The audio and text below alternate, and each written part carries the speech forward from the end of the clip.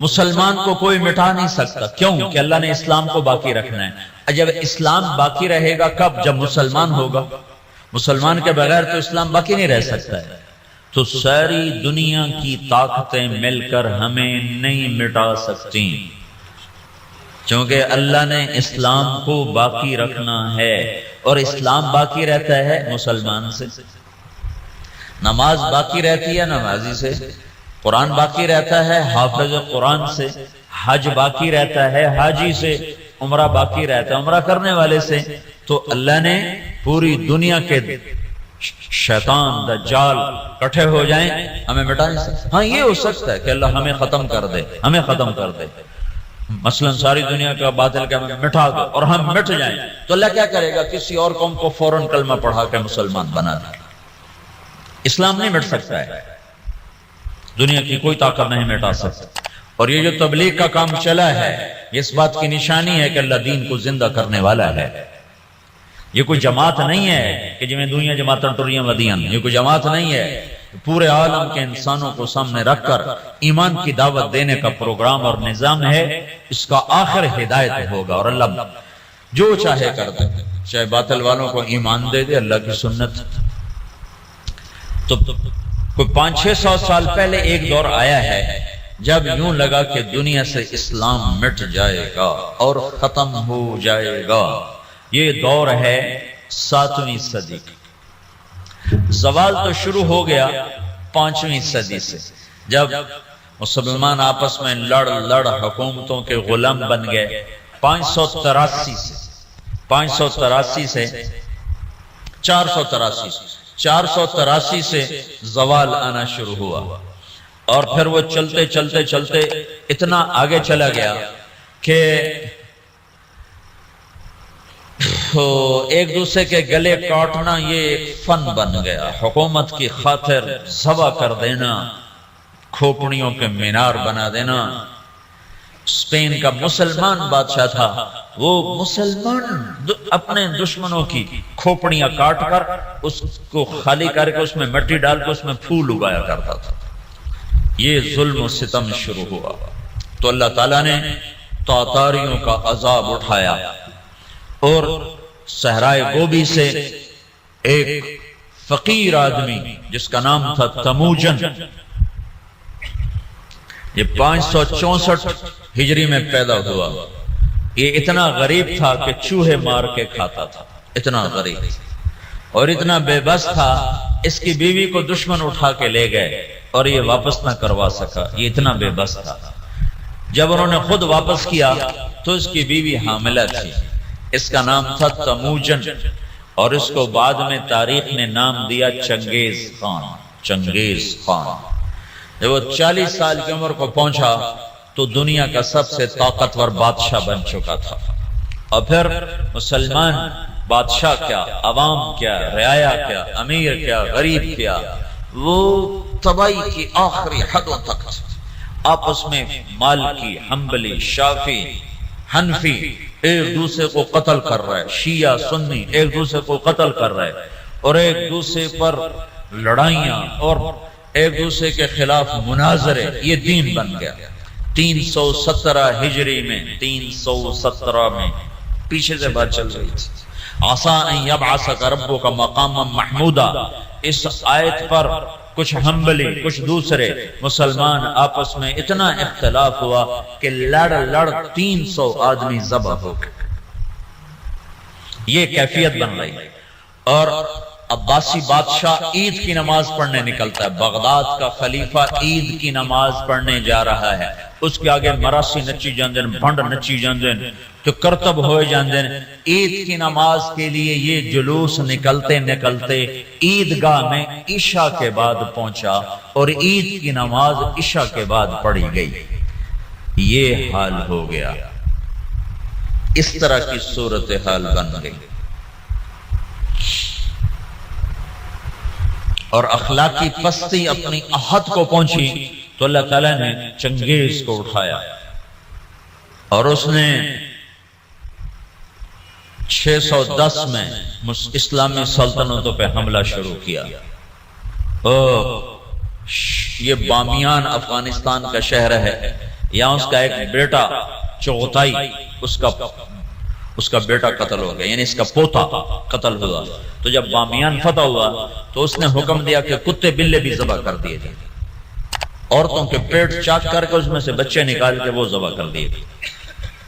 ایک انسان تو انسان ہے، جانور گائے بھینس بھی ذبح کر دی، تو ایک عذاب بن کے نکلا کہ مسلمان آپس میں لڑ عقل ہی نہیں آ رہی تھی ان کو کہ ہماری تباہی کے بادل چھائے ہوئے ہیں، اور وہ ایک دوسرے کو گلے کاٹنے پر اس پر ہی جی میں آج ہویا جانا۔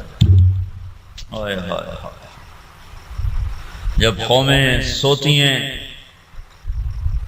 تو پھر ڈھول انہیں نہیں اٹھاتے، دھماکے انہیں نہیں اٹھاتے، پھر موت ہی انہیں اٹھاتی ہے۔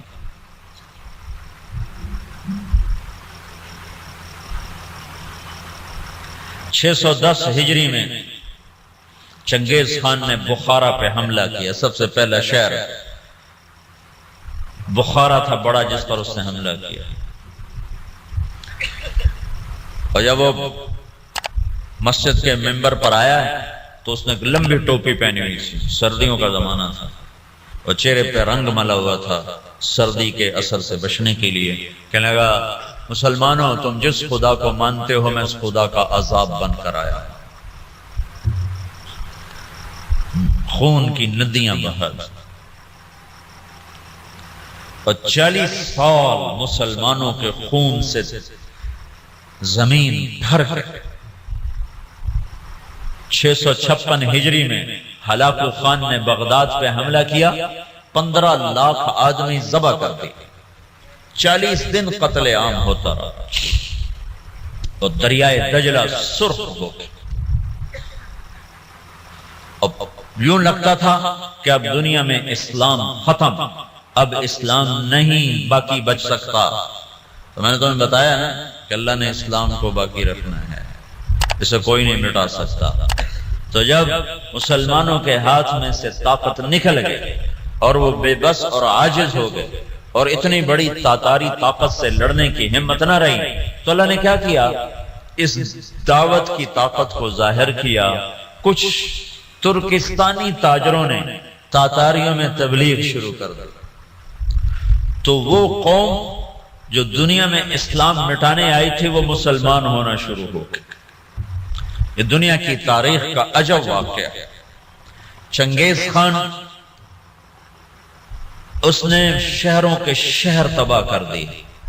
اس کے مرنے کے بعد اس کا بڑا بیٹا تھا جوجی، اس نے سلطنت کو 4 حصوں میں تقسیم کیا۔ روس جوجی کو دیا، منگولیا کا علاقہ چغتائی کو دیا، اور اپنا صحرائے گوبی اور چین اور اس کا دائیں بائیں یہ اغدائی اس کو اپنا جان نشین بنایا، اور تولوئی کو آذربائیجان سے لے کر ایران کا علاقہ دیا۔ دنیا کا سب سے بڑا فاتح ہے چنگیز خان۔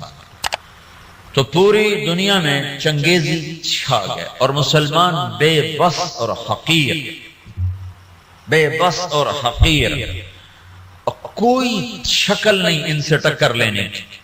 تو اس دعوت کی طاقت کو اللہ نے ظاہر فرمایا۔ جوجی کا بیٹا تھا ایباقا، وہ اس کے مرنے کے بعد بادشاہ بنا۔ ایباقا کا بیٹا تھا برکا، وہ اس کے بعد بادشاہ بنا۔ اس کے دوران دعوت کا کام شروع ہو گیا تاتاریوں میں، تاتاری عوام مسلمان ہونا شروع ہوئے۔ اس سے دعوت چلتے چلتے برکا خان کا ایک وزیر مسلمان ہوا۔ وہ جب موقع پاتا تو برکا کو اسلام کی باتیں سناتا، تو سن کے حیران ہو کر کہتا یہ اچھی اچھی باتیں کس نے تمہیں سکھائی ہیں؟ کہا یہ اسلام سکھاتا ہے۔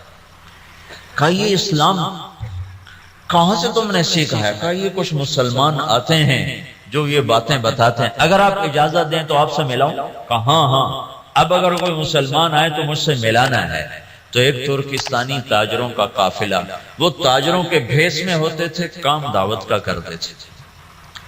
اللہ نے اسلام کو باقی رکھنا ہے، یہ مٹ نہیں سکتا، اسے کون مٹا سکتا ہے۔ عیاں یورش تاتار کے افسانے سے پاسما مل گئے کعبے کو صنم خانے سے۔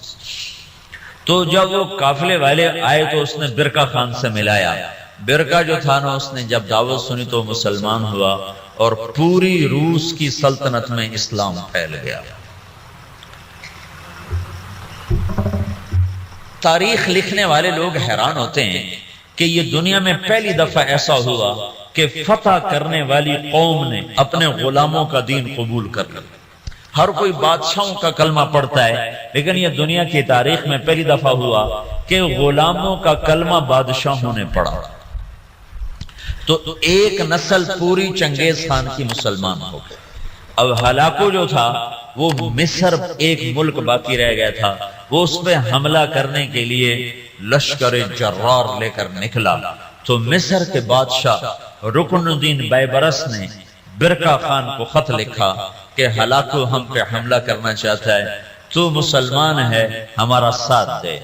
تو برقع خان نے ہلاکو کو خط لکھا کہ تو مصر پہ حملہ چھوڑ دے ورنہ میں تم پہ حملہ کروں گا۔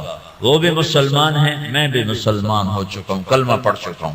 جب یہ خط ہلاکو نے پڑھا تو پریشان ہو گیا۔ اس نے برقع خان کو خط لکھا کہ تمہیں پتہ نہیں ہے کہ چنگیز کا قانون یاسا، اس میں یہ لکھا ہوا ہے کہ کوئی تاتاری دوسرے کے خلاف تلوار نہیں اٹھائے گا۔ تو برقع خان نے اس کو جواب دیا، وہ بھی کافر تھا، تو بھی کافر ہے، میں مسلمان ہوں، تو مصر پہ حملہ کرے گا، میں تجھ پہ حملہ کروں گا۔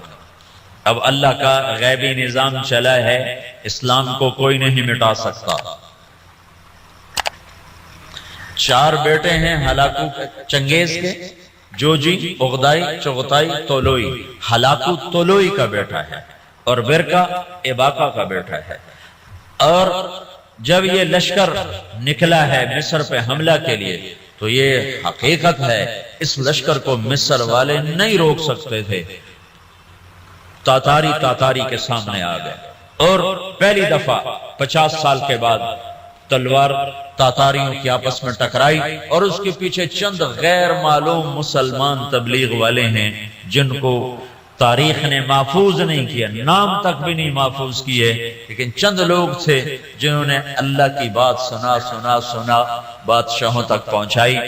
پھر ایک خوفناک جنگوں کا سلسلہ شروع ہو گیا۔ ہلاکو نے ظلم زیادہ اس لیے کیا کہ ہلاکو کی بیوی عیسائی تھی، دوزہ اس کا نام تھا، اور اس کا جو سالار تھا وہ بھی عیسائی تھا، اس کا نام تھا قطبوغا۔ یہ دونوں عیسائی تھے۔ تو یہ چاہتے تھے مسلمانوں کو مٹا دیں، لیکن میرے اللہ مکروا ومکر اللہ واللہ خیر الماکرین، مکروا مکرا ومکرنا مکرا وہم لا یشعرون۔ اللہ نے برقع کو ایمان دیا، اس سے جا کر ٹکرایا ایک جنگ میں، جو میں ہلاکو نے پہلے مصر پہ حملے کا ارادہ کیا، لیکن اس کا بھائی تھا منگو خان، وہ اس وقت چنگیزیوں کا بادشاہ تھا۔ جب اغدائی مرا تو اس کا بیٹا قیوق تھا، وہ بادشاہ بنا۔ قیوق کے مرنے کے بعد منگو خان بنا۔ ہلاکو مصر پہ حملے کی تیاری کر رہا تھا کہ منگو خان مر گیا، تو وہ قانون تھا کہ جو تاتاری بادشاہ جہاں بھی ہے وہ بڑے بادشاہ کی میت پر پہنچے، تو اس نے سارے لشکر کو کوچ کا حکم دیا۔ تھوڑی سی فوج اس نے فلسطین میں رکھی، اور 2 سال کے بغداد کی تباہی کے 2 سال کے بعد 656 میں بغداد تباہ ہوا۔ 658 میں رکن الدین بیبرس نے قطبوغا پہ حملہ کیا اور وہ زندہ گرفتار ہوا۔ پھر انہوں نے اس کی بوٹی بوٹی کر کے اس کو پھینک دیا۔ پھر ہلاکو لاؤ لشکر لے کے مصر پہ چڑھا ہے، تو برقع خان آگے آیا۔ یہ دونوں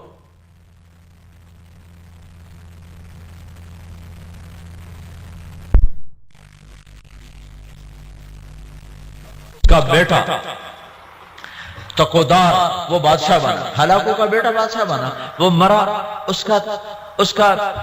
اس کا پوتا ارغوان وہ بادشاہ بنا تو وہ عیسائی ہو گیا۔ اس نے اپنا نام رکھا نکوپولس، لیکن تھوڑے دنوں کے بعد کہنے ترائے خدا کیا چکر ہے، ترائے خدا، عیسائیوں کے 3 خدا ہوتے ہیں، کہ ترائے خدا بھی ہویا جو من خدا تھا ہی کوئی ہوں ہے، تو وہ مسلمان ہو گیا اور اس نے اپنا نام احمد رکھا۔ احمد وہ ہلاکو جس نے کہا تھا دنیا سے اسلام مٹا دوں گا، اس کا پوتا لا الہ الا اللہ کے نعرے لگا رہا تھا۔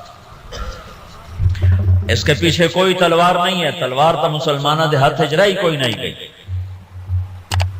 زنگ لگ گیا تھا تلواروں کو، زوال شدہ قومیں کہاں لڑ سکتی ہیں؟ تو اللہ نے کیا کیا؟ اسلام کو باقی رکھنا ہے تو جس قوم میں طاقت ہے انہوں نے کوئی کلمہ پڑھا دی، تو اب برکا خان کی اولاد مسلمان یعنی جوجی کی اولاد مسلمان ہو گئی، اور ادھر طولوئی کی اولاد مسلمان ہو گئی، ادھر چغتائی رہ گیا جو منگولیا کا بادشاہ بنا تھا، اس کا پڑپوتا تیمور تغلق، وہ مولانا جلال الدین رحمت اللہ علیہ ایک بڑے عالم ہیں، ان سے اس کی ملاقات ہوتی، وہ اس کو ایمان کی دعوت دیتے ہیں، وہ ان سے متاثر ہوتا ہے، ان سے کہتا ہے کہ ابھی تو میں ولی العہد ہوں، جب میں بادشاہ بن جاؤں پھر میرے پاس آنا، پھر میں تمہاری بات سنوں۔ اس کے بادشاہ بننے سے پہلے جلال الدین کا انتقال ہو گیا، انہوں نے اپنے بیٹے رشید الدین سے فرمایا کہ بیٹا جب تیمور تغلق بادشاہ بنے تو اس کو جا کے ایمان کی دعوت دینا اور بتانا کہ میرے باپ جلال الدین نے تم سے بات کی تھی تو تم نے وعدہ کیا تھا۔ جلال الدین کے انتقال کے بعد تیمور تغلق بادشاہ بنا تو رشید الدین رحمت اللہ علیہ اس کے دربار میں پہنچ، بڑی مشکل سے اس تک رسائی ہوئی اور اس کو ایمان کی جب دعوت دی تو اس نے کلمہ پڑھا۔ اس تک 4 وزیر تھے، اس نے ان کو بلایا، ان کو اسلام کی دعوت دی، انہوں نے بھی کلمہ پڑھا۔ اس کا سالار تھا سپہ سالار، اس نے اس کو بلایا، کہا اس کو ایمان کی دعوت دی، تو اس کے سپہ سالار نے کہا کہ میں تو ایک شرط لگاتا ہوں کہ یہ میرے غلام سے کشتی کرے، اگر اس کو گرا دے تو پھر میں مسلمان ہوتا ہوں ورنہ نہیں۔ اس کے غلام کا نام تھا جراش۔ وہ کیسا غلام تھا؟ وہ 5 سال کا جوان اونٹ بیٹھا ہوا اس کو دونوں ہاتھوں پہ یوں اٹھا لیتے تھے۔ اساڑے کو بستر نہیں چاہیا جاتا، سلیپنگ بیگ تو پورا اٹھا ہی چاہ لیں گا ایڈی بلان۔ تو بادشاہ نے کہا تیمور نے کہ یہ کیا بات ہوئی، تیرا غلام ہاتھی اے شدہ چڑی ورگا اے کشتی کے ہی ہو، بھائی تو دلیل کی بات سن کا، میں دلیلہ کو نہیں جانتا، میں صرف لڑائی جاننا، یہ میرے غلام کو ہرا دے میں کلمہ پڑھ لوں گا۔ تو رشید الدین رحمت اللہ نے کہا جی میں انشاءاللہ اس سے کشتی کروں گا۔ تو انہیں رات کو اپنے رب سے بات کی، مولا ہن تیری مرضی، مروانا ہی مروا چاہ جنہوں نے کلمہ پڑھوانا ہی تو میں نے جتا چاہ۔ یہ سارے واقعات جو میں آپ کو بتا رہا ہوں یہ عیسائی مورخین کی کتابوں سے بتا رہا ہوں، اگر کسی مسلمان دی کتاب ہوندی تو لوگا کھڑا ہمیں ودا کے گلاں دسی جاندے ہیں۔ یہ میں آپ کو سارے واقعات عیسائی تاریخ دانوں کی کتابوں سے بتا رہا ہوں، جو لکھتے ہوئے خود حیران ہوتے ہیں کہ پتہ نہیں کی چکر ہے، اسلام میں کیا جادو ہے کہ جو طاقتور کو جھکا دے۔ ہسٹری آف اسلام میں کتاب ہے، میں اس سے آپ کو یہ سارا قصہ سنا رہا ہوں۔ وہ بہت بڑا مورخ تھا سر تھامس، تو یہ تاتاریوں کی تاریخ لکھتے کہتا ہے سمجھ میں نہیں آتا کہ یہ کیسے ہو گیا کہ بادشاہوں نے رعایا کا دین قبول کر لیا، یہ کیا سچائی ہے اسلام کی۔ اس نے کہا جی میں لڑوں گا۔ اگلے دن سورا شہر کٹھا اور رشید الدین چڑی ورگا او ہاتھی ورگا سارے آکھن لگے ماڑ کو ہونے ماریا جانا ہے۔ تو جب وہ آمنے سامنے ہوئے وہ ہنستا ہوا اور کہہ کے لگاتا ہوا آ رہا، اس قریب ہوا ان کو پکڑنے کے لیے، انہیں آگے بڑھ کے صرف اس کے سینے پر یوں ہلکا سا مکہ مارا، اللہ یوں کہا اللہ، تو وہ جراش 3 کلا بازیاں کھا کے گرا تو ڈھے کے تو بے ہوش ہو گئے۔ بادشاہ نے کہا ہاں بھائی ہون تو سمجھ آ گئی اسلام سچی گل ہے۔ ہاں 10 لاکھ تاتاری اس بادشاہ کے ہاتھ کلمہ پڑھ کر مسلمان ہو۔ منگولیا میں اس کی قبر ہے، قبر ضائع نہیں ہے، منگولیا میں تیمور تغلق کی قبر ہے، اس کی قبر کے اوپر لکھا ہوا ہے یہ وہ خوش قسمت بادشاہ ہے جس کے ہاتھ 10 لاکھ انسانوں نے کلمہ پڑھا۔ جو قوم دنیا سے اسلام مٹانے اٹھی تھی 50 سال کے اندر وہ سارے کے سارے کلمے میں داخل ہوئے۔ صرف تاتاریوں کی ایک نسل اسلام سے محروم ہوئی، قبلائی خان۔ قبلائی خان کی نسل چین کی طرف نکل گئی تو وہ کلمہ پڑھنے سے محروم ہوئے، ادھر جو مسلمانوں کی حدود کے ساتھ تھے سب کے سب کلمہ پڑھنے والے بنے. اسی کو علامہ اقبال نے کہا پاسباں مل گئے کعبے کو صنم خانے سے، کہ جو قوم اٹھی تھی کہ ہم نے دنیا سے اسلام مٹا دینا ہے، ان کو طاقت سے نہ کوئی توڑ سکا، ان کو فوجوں سے نہ کوئی توڑ سکا، ان کو کلمے کی سچائی نے غلام بنا دیا. اور سارے کی ساری قوم مسلمان. ایک تاتاری آیا رائمنڈ 4 مہینے لگانے. تتارستان پوری ایک ریاست ہے روس میں، تتارستان. تو انہوں نے مجھے کہا کہ یہ تتاری ہے. میں نے ان سے پوچھا، اس کی زبان تو روسی تھی. تو انہوں نے مجھے کہا تتاری. میں نے کہا تتار؟ میں نے کہا ہاں تتار. میں نے پنجاب میں کہا، میں کہا یار تسی سانوں بڑا کو کے رکھا ہے. اس کو کیا پتا میں کیا کہہ رہا ہوں. میں کہا توڑے بڑھنے سے بڑا کوئی آئے ہوئے. یہ تبلیغ کی خاموش محنت تھی جس نے دنیا کی سب سے بڑی سیاسی طاقت کو کلمہ پڑھا دیا.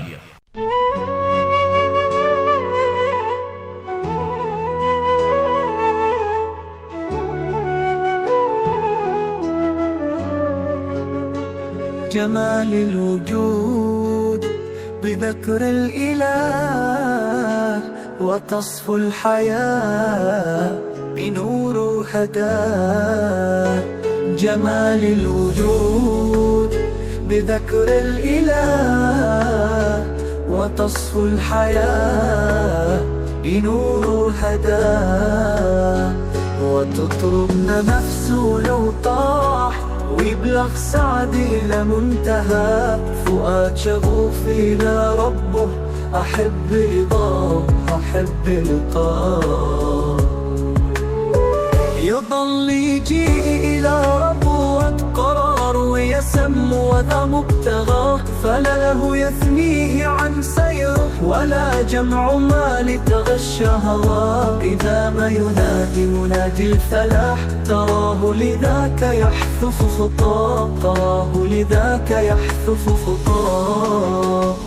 جمال الوجود بذكر الإله وتصف الحياة بنور حداه. جمال الوجود بذكر الإله وتصف الحياة بنور حداه.